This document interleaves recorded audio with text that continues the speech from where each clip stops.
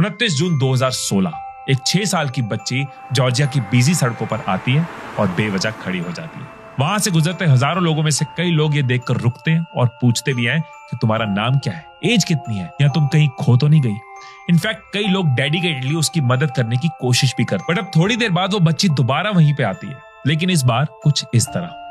And as expected कई देर खड़े रहने के बाद भी एक इंसान भी उसे रुककर पूछता नहीं है। लेकिन ये अभी सिर्फ शुरुआत थी, क्योंकि यूनिसेफ की टीम जो ये सोशल एक्सपेरिमेंट कंडक्ट कर रही थी, उसने जब ये सेम एक्सपेरिमेंट रेस्टोरेंट में रिपीट किया तो उनको इस एक्सपेरिमेंट को बीच में ही बंद करना पड़ा। अनानो यानी कि एक चाइल्ड एक्टर पहले तो अच्छे कपड़ों में वहां जाती है और रैंडम लोगों के टेबल पर बैठ जाती है। बेशक लोग उससे बात करते हैं, सवाल पूछते हैं, यहाँ तक कि खाने को भी पूछते हैं। और अब जब गेटअप बदला जाता है तब लोगों के रिएक्शन कुछ ऐसे होते हैं। कोई उसे देख के नजरें घुमा रहा है, कोई अपना बैग हटा रहा है, कोई उसे अपने पास से भगा रहा है। इवन एक ने तो वेटर को कहकर उसे बाहर निकालने के लिए बोल दिया। वो बच्ची उन लोगों के बिहेवियर से इतना हर्ट होती है कि